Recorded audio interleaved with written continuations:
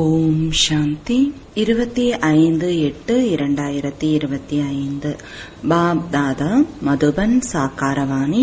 இனிமையான குழந்தைகளே, ஒவ்வொரு அடியிலும் என்ன நடந்து கொண்டிருக்கிறதோ அதில் நன்மை அடங்கி இருக்கிறது.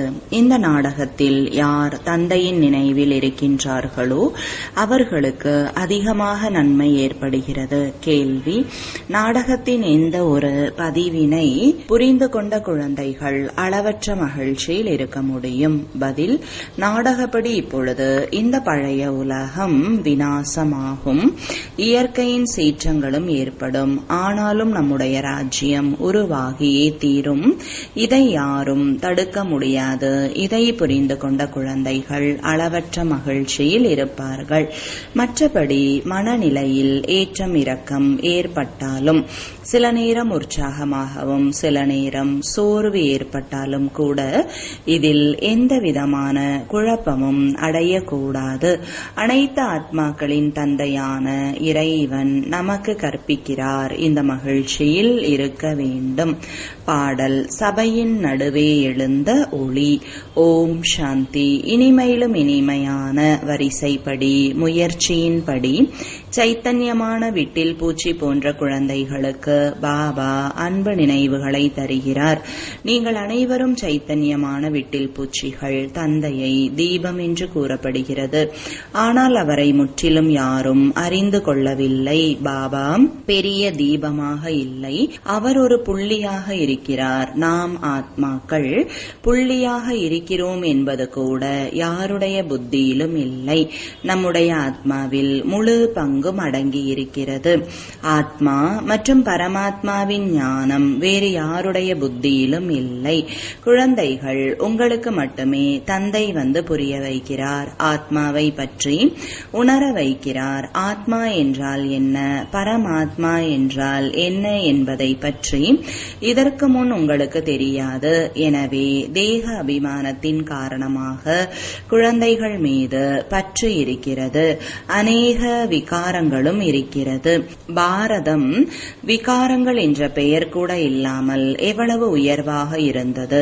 அதுதான் விகாரமற்ற பாரதம். இப்பொழுது விகாரமான பாரதமாக இருக்கிறது. தந்தை புரிய வைப்பதை போல வேறு எந்த மனிதர்களும் கூற முடியாது. 5000 ஆண்டுகளுக்கு முன்பாக நான் இந்த பாரதத்தை சிவாலயமாக ஆக்கியிருந்தேன். நான் தான் சிவாலயத்தை உருவாக்கினேன். எவ்வாறு என்பதை இப்பொழுது நீங்கள் புரிந்துள்ளீர்கள். ஒவ்வொரு அடியிலும் நடந்து கொண்டிருப்பதில் நன்மை மட்டுமே இருக்கிறது என்பதை நீங்கள் புரிந்துள்ளீர்கள். யார் தந்தையை மிகவும் நல்ல முறையில் நினைவு செய்கின்றார்களோ அவர்கள் தனக்குதான் நன்மை செய்கிறார்கள். ஒவ்வொரு நாளும் அவர்களுக்கு அதிகமாக நன்மை ஏற்படுகிறது. இதுதான் நன்மை செய்யக்கூடிய உத்தமமானவர் ஆவதற்கான யுகம். தந்தைக்கு எவ்வளவு புகழ் இருக்கிறது. இப்பொழுது உண்மையிலும் உண்மையான பாகவதத்தின் நிலை நடந்து கொண்டிருக்கிறது. துவாபர யுகத்தில் பக்தி ஆரம்பமான பொழுது முதலில் வைரத்தால் செய்த லிங்கத்திற்கு பூஜை நடந்தது. இப்பொழுது உங்களுக்கு நினைவு வந்துவிட்டது. அதாவது நாம் பூஜாரியாக இருந்த பொழுது ஆலயங்களை உருவாக்கினோம், வைரங்களால் உருவாக்கி இருந்தோம். அப்படிப்பட்ட சித்திரங்கள் இப்பொழுது கிடைக்க முடியாது. இப்பொழுது மனிதர்கள் வெள்ளியால் சிலைகளை உருவாக்கி பூஜை செய்கிறார்கள். ஆக பூஜாரிகளுக்கும் எவ்வளவு மரியாதை இருக்கிறது பாருங்கள். சிவனுக்கு அனைவரும் பூஜை செய்தாலும் முறைப்படி பூஜை நடப்பது இல்லை. விநாசம் அவசியம் வரும். அதற்கான ஏற்பாடுகள் நடக்கின்றன. மற்றொரு பக்கம் இயற்கையின் சீற்றங்களும் நாடகத்தில் பதிவாகி இருக்கிறது என்பதை குழந்தைகள் புரிந்துள்ளார்கள். யார் என்ன செய்தாலும் உங்களுடைய ராஜ்யம் அவசியம் உருவாகியே தீரும். யாராலும் இதை தடுக்க முடியாது. மற்றபடி மனநிலையில் ஏற்றமும் இரக்கமும் ஏற்படத்தான் செய்கிறது. இங்கு மிக பெரிய வருமானம் கிடைக்கிறது. சில நேரம் குழந்தைகள் மிகுந்த மகிழ்ச்சியில் நல்ல சிந்தனைகளோடு இருக்கின்றனர். சில நேரம் சோர்ந்து விடுகிறார்கள். யாத்திரையில் ஏற்றம் இரக்கம் ஏற்படுவது போன்று இந்த முயற்சியிலும் அவ்வாறே ஏற்படுகிறது. சில நேரம் அதிகாலை எழுந்து தந்தையை நினைவு செய்து ஆஹா என்று கூறும் அளவிற்கு மகிழ்ச்சியில் இருக்கிறார்கள். ஆஹா என்ன அதிசயம், பாபா நமக்கு கற்பிக்கிறார் என கூறுகிறார்கள். அனைத்து ஆத்மாக்களின் தந்தை பகவான் நமக்கு படிப்பு சொல்லித் தருகிறார். உலகத்தை சார்ந்தவர்கள் கிருஷ்ணரை பகவான் என புரிந்துள்ளார்கள். முழு உலகத்திலும் கீதைக்கு மிகவும் மரியாதை செய்கிறார்கள். ஏனென்றால் பகவான் வாக்கியம் அல்லவா. ஆனாலும் பகவான் என்று யாரை கூற முடியும் என்பது தெரியவில்லை. எவ்வளவு பெரிய அதிகாரத்தில் இருக்கக்கூடிய வித்வான்கள், பண்டிதர்கள் போன்றவர்களும் இறை தந்தையை நினைவு செய்கிறோம் என கூறுகிறார்கள். ஆனால் அவர் எப்பொழுது வந்தார், என்ன செய்தார் என்பதை மறந்துவிட்டனர். தந்தை அனைத்து விஷயங்களையும் புரிய வைக்கிறார். நாடகத்தில் இவை அனைத்தும் பதிவாகியுள்ளது. இந்த ராவண ராஜ்யம் மீண்டும் ஏற்படும். பிறகு நான் வர வேண்டியதாக இருக்கும். உங்களை ராவணன் தான் அறியாமையின் ஆழ்ந்த உறக்கத்தில் தூங்க வைத்து விட்டான். இந்த ஞானத்தை ஒரே ஒரு ஞானக்கடல் மட்டுமே கூற முடியும். இதன் மூலம் சத்கதி ஏற்படும். ஒரு தந்தையை தவிர வேறு யாராலும் சத்கதியை கொடுக்க முடியாது. அனைவருக்கும் சத்கதி கொடுக்கும் வள்ளல் ஒருவர் மட்டுமே. எந்த ஒரு கீதை ஞானத்தை தந்தை கூறினாரோ அது மறைந்து விட்டது. ஆக இந்த ஞானம் பரம்பரையாக தொடர்ச்சியாக வருவது இல்லை. மற்றபடி குரான், பைபிள் இவை அனைத்தும் தொடர்ச்சியாக வருகிறது, முடிந்து போவது இல்லை. உங்களுக்கு கொடுக்கக்கூடிய இந்த ஞானம் சாஸ்திரமாக உருவாகாது. அதாவது இந்த ஞானம் பரம்பரையாக வர முடியாது. நீங்கள் எழுதும் இந்த ஞானமும் பிறகு முடிந்து போய்விடும். இவை அனைத்தும் இயற்கையாகவே எரிந்துவிடும். இந்த ஞானம் இப்பொழுது கிடைக்கிறது, பிறகு இதன் பலனை அடைவீர்கள். அதன் பிறகு இந்த ஞானத்திற்கு அவசியம் ஏற்படாது என தந்தை கல்பத்திற்கு முன்பாக கூறியது போன்று இப்பொழுதும் கூறுகிறார். பக்தி மார்க்கத்தில் அனைத்து சாஸ்திரங்களும் இருக்கிறது. பாபா உங்களுக்கு கீதையை படித்து கூறவில்லை. அவர் ராஜயோகத்தின் கல்வியை கொடுக்கிறார். பிறகு பக்தி மார்க்கத்தில் சாஸ்திரங்களை உருவாக்கி பல விஷயங்களை கலந்து விட்டனர். மிக முக்கியமான விஷயம், கீதை ஞானத்தை கொடுத்தது யார்? இதன் பெயரை மாற்றிவிட்டார்கள். மற்றபடி வேறு யாருடைய பெயரையும் மாற்றவில்லை. அனைத்து தர்மத்திற்கும் முக்கியமான சாஸ்திரங்கள் இருக்கிறது அல்லவா. இதில் முக்கியமானது தேவதா தர்மம், இஸ்லாம் தர்மம் மற்றும் புத்த தர்மம்.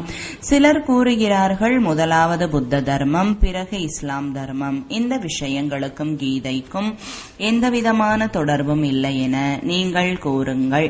நம்முடைய வேலை தந்தையிடமிருந்து பிராப்தியை பெறுவது.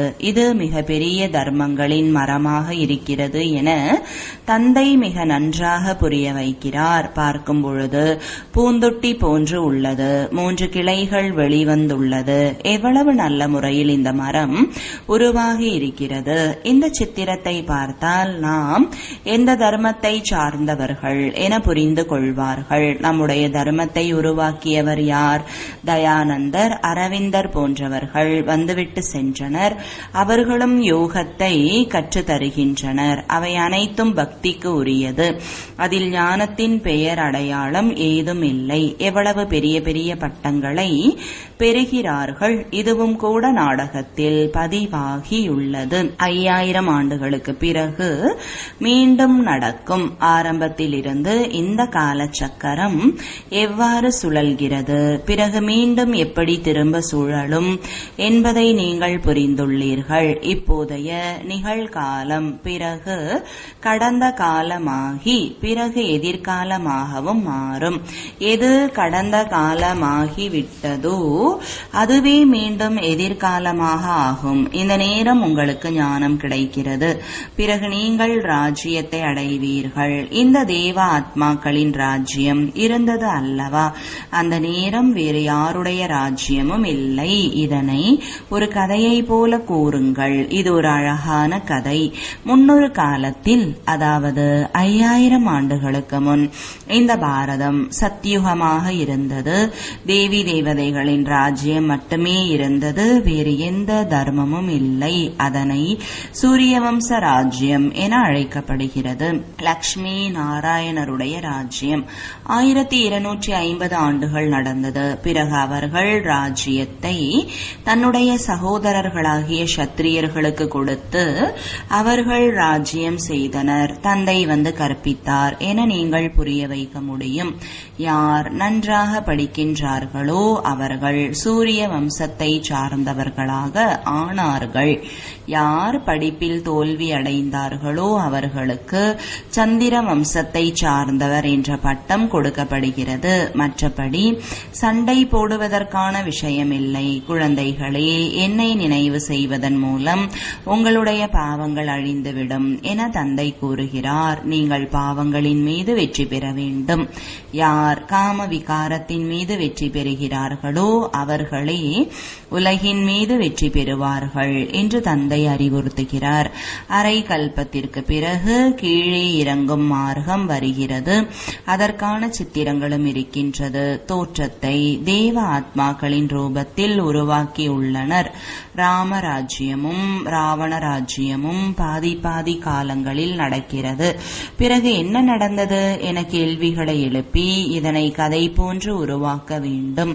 இதுதான் சத்தியநாராயணரின் கதை. சத்தியமானவர் ஒரு தந்தை.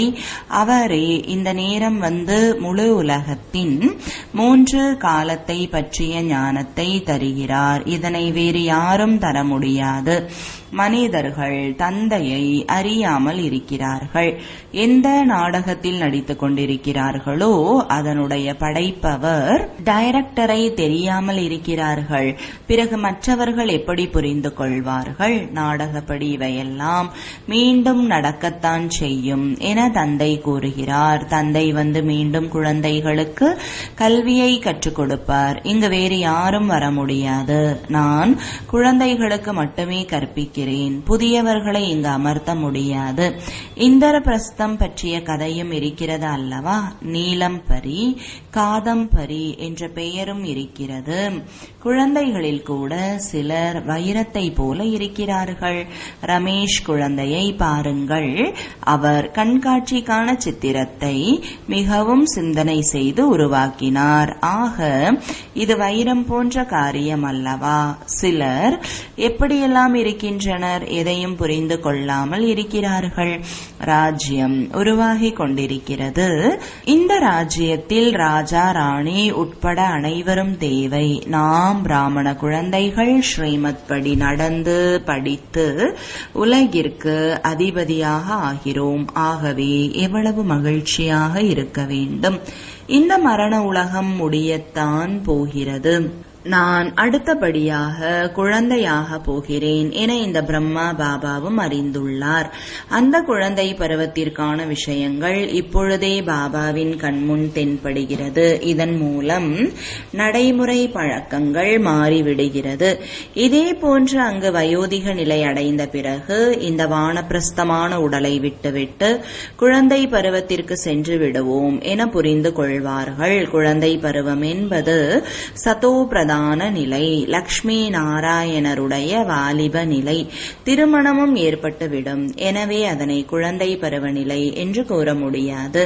வாலிப நிலையை ரஜோ என்றும் வயோதிக நிலையை தமோ என்றும் கூறப்படுகிறது. எனவே கிருஷ்ணர் மீது அனைவருக்கும் அதிகமாக அன்பு இருக்கிறது. ஆனாலும் அவர்தான் லக்ஷ்மி நாராயணருடைய ஆத்மாவாக இருப்பார். ஆனாலும் மனிதர்களுக்கு இந்த விஷயம் தெரியாது. கிருஷ்ணரை துவாபர யுகத்திலும் லக்ஷ்மி நாராயணரை சத்யுகத்திலும் கொண்டு வந்து விட்டனர். நீங்கள் இப்பொழுது தேவதைகளாக ஆவதற்கான முயற்சி செய்கிறீர்கள். குமாரிகள் மிகவும் தைரியமாக இருக்க வேண்டும் என தந்தை கூறுகிறார். அதர்குமாரி, பாலகுமாரி, மேலும் தில்வாடா போன்ற ஆலயங்கள் உங்களுடைய சரியான நினைவு சின்னம். அங்கு ஜடமாக இருக்கின்றனர். இங்கு நீங்கள் சைத்தன்யமாக இருக்கின்றீர்கள். பாரதத்தை சொர்க்கமாக ஆக்குகின்றீர்கள். சொர்க்கம் என்பது இங்குதான் உருவாகிறது. மூலவதனம், சூட்சுமவதனம் எங்கு இருக்கிறது என்பதும் குழந்தைகள் உங்களுக்கு தெரியும். முழு நாடகத்தையும் நீங்கள் அறிந்துள்ளீர்கள். எது கடந்த காலமோ அதுவே மீண்டும் எதிர்காலமாகி பிறகு கடந்த காலம் ஆகும். உங்களுக்கு கற்றுத்தருவது யார் என்பதை புரிந்து கொள்ள வேண்டும். நமக்கு பகவான் கற்பிக்கிறார் என்ற மகிழ்ச்சியில் தாளம் போட வேண்டும். தந்தையின் நினைவு மூலமாக அனைத்து கஷ்டங்களும் நீங்கிவிடும். பாபா நம்முடைய தந்தையாகவும் நமக்கு படிப்பு தருபவராகவும் மேலும் நம்மை தன்னோடு அழைத்து செல்பவராகவும் உள்ளார். தன்னைத்தான் ஆத்மா என புரிந்து கொண்டு பரமாத்ம தந்தையோடு இப்படிப்பட்ட விஷயங்களை பேச வேண்டும். பாபா, எங்களுக்கு இப்போது அனைத்தும் தெரிந்துவிட்டது. பிரம்மா மற்றும் விஷ்ணு பற்றியும் தெரிந்துவிட்டது. விஷ்ணுவின் நாபியிலிருந்து பிரம்மா வெளிப்பட்டதாகவும் விஷ்ணுவை பார்க்கடலில் இருப்பதாகவும் காட்டப்படுகிறது. பிரம்மாவை சூட்சும உலகத்தில் காட்டப்பட்டாலும் அவர் இங்குதான் இருக்கிறார். விஷ்ணு உலக ராஜ்யம் செய்பவராவார். விஷ்ணுவிலிருந்து பிரம்மா வெளிப்பட்டால் பிரம்மாவும் ராஜ்யம் செய்பவர் ஆகிவிடுகிறார். விஷ்ணுவின் நாபியிலிருந்து பிரம்மா தோன்றினால் அவர் விஷ்ணுவின் குழந்தையாக ஆகிவிடுவார். இந்த விஷயங்களை சிலர் முழுமையாக புரிந்து கொள்ளாததால் அந்த அளவிற்கு மகிழ்ச்சி இருப்பதில்லை. கோபவல்லபரின் கோபியர்கள் நீங்கள்தான். சத்தியுகத்தில் இவ்வாறு இருப்பதில்லை. அங்கு நீங்கள் இளவரசனாக இளவரசியாக இருப்பீர்கள். இப்பொழுது கோபியர்களின் தலைவன் கோபவல்லபர் அல்லவா? பிரஜாபிதா பிரம்மா அனைவருக்கும் தந்தையாகவும் மற்றும் நிராகாரமான சிவ தந்தை அனைத்து ஆத்மாக்களின் தந்தையாகவும் இருக்கிறார்கள். இங்கு அனைவரும் வாய்வழி வம்சத்தை சார்ந்தவர்களாக இருக்கிறீர்கள். நீங்கள் அனைவரும் பிரம்மா குமார் குமாரிகளாக சகோதரன் சகோதரிகளாக ஆகிவிட்டீர்கள். எனவே குற்ற பார்வை இருக்க முடியாது. இதில்தான் மாயை தோல்வியை ஏற்படுத்துகிறது. இதுவரை என்ன படித்தீர்களோ புத்தி மூலம் மறந்து விடுங்கள். நான் சொல்வதை மட்டும் படியுங்கள். ஏணிப்படி சத்திரம் மிகவும் நல்லது. கீதையின் பகவான் யார்? இந்த ஒரு விஷயம்தான் முக்கிய ஆதாரம். கிருஷ்ணரை பகவான் என கூற முடியாது. அவர் அனைத்து குணங்களும் நிறைந்த தேவ ஆத்மா. அவர் பெயரை கீதையில் எழுதிவிட்டார்கள். கிருஷ்ணரையும் லக்ஷ்மி நாராயணரையும் ஒரே மாதிரி கருப்பாக காட்டிவிட்டார்கள். எந்தவிதமான தெளிவும் இல்லை. ராமச்சந்திரனை கருப்பாக ஆக்கிவிட்டார்கள். காமசிதையில் ஈடுபட்டதால் கருப்பானதாக ஆகிவிட்டார்கள் என தந்தை கூறுகிறார். அடையாளமாக ஒருவரை எடுத்துக்கொள்ளப்படுகிறது. நீங்கள் அனைவரும் பிராமணர்கள். இப்பொழுது நீங்கள் ஞான சிதையில் அமர்ந்துள்ளீர்கள். சூத்ரர்கள் காம சிதையில் அமர்ந்துள்ளனர். மிகவும் நன்றாக சிந்தனை செய்து மற்றவர்களை விழிப்படைய வைப்பதற்கான யுக்திகளை உருவாக்க வேண்டும் என தந்தை கூறுகிறார். நாடகத்தின் பதிவின்படி விழிப்படைவார்கள். நாடகம் மிகவும் மெதுவாக சுழல்கிறது. நல்லது. இனிமையிலும் இனிமையான தேடி கண்டெடுக்கப்பட்ட செல்லமான குழந்தைகளுக்கு தாயும் தந்தையுமான பாப்தாதாவின் அன்பு நினைவுகளும் காலை வணக்கங்களும். ஆன்மீக குழந்தைகளுக்கு ஆன்மீக தந்தையின் வணக்கங்கள். ஆன்மீக தந்தைக்கு ஆன்மீக குழந்தைகளின் அன்பு நினைவுகளும் வணக்கங்களும். தாரணைக்கான முக்கிய சாரம். முதலாவது, நாம் கோபவல்லபரின் கோப கோபியர்கள் என்ற நினைவில் எப்பொழுதும் இருக்க வேண்டும். இதே நினைவின் மூலம் எப்பொழுதும் மகிழ்ச்சியை அதிகப்படுத்த வேண்டும். இரண்டாவது, இதற்கு முன் நீங்கள் படித்ததை புத்தியின் மூலம் மறந்து தந்தை சொல்வதை மட்டும் படிக்க வேண்டும். நாம் அனைவரும் சகோதரன் சகோதரிகள் என்ற இந்த நினைவின் மூலமாக குற்றமான பார்வையை நீக்க வேண்டும். மாயையிடம் தோல்வி அடையக்கூடாது.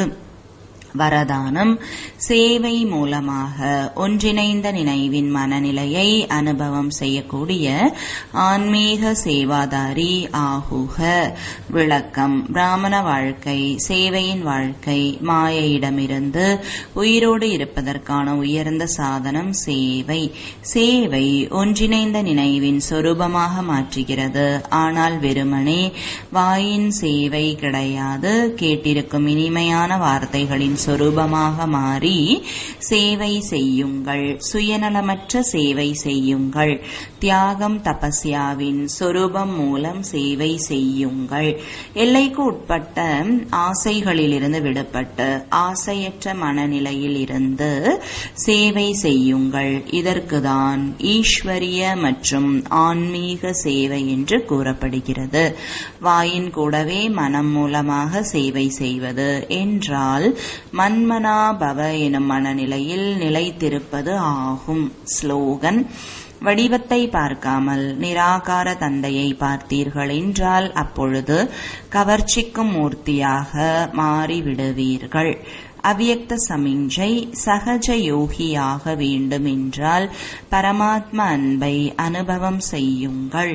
பாப் தாதாவிற்கு தன்னுடைய ஒவ்வொரு குழந்தையும் தன்னை விட மேலாக முன்னேற வேண்டும் என்று புரிந்து கொள்ளும் அளவிற்கு குழந்தைகளிடம் அன்பு இருக்கிறது. உலகில் யார் மீது அதிகமாக அன்பு இருக்கிறதோ அவரை தன்னை காட்டிலும் மேலாக முன்னேற்றி விடுகிறார்கள். இதுதான் அன்பின் அடையாளம். எனவே பாப் தாதா கூறுகிறார், என்னுடைய குழந்தைகளிடமிருந்து இப்பொழுது எந்த ஒரு குறையும் இருக்கக்கூடாது. அனைவரும் முழுமையான நிறைந்த மற்றும் தந்தைக்கு சமமானவர் ஆகிவிட வேண்டும். இந்த பரமாத்ம அன்புதான் சகஜ யோகியாக மாற்றிவிடுகிறது. ஓம் சாந்தி.